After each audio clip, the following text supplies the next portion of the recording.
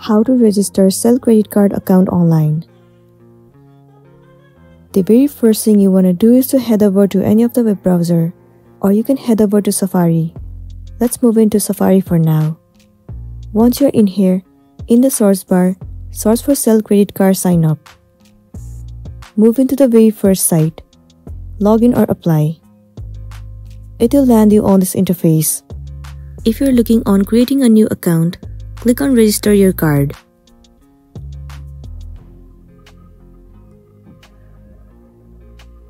It will redirect you to this page.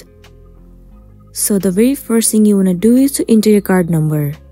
Well, if you don't have your card in your hand, click on I don't have my card on hand. So what you want to do is, first of all name as it appears on your card, and then enter the primary card holders. Also enter your phone number.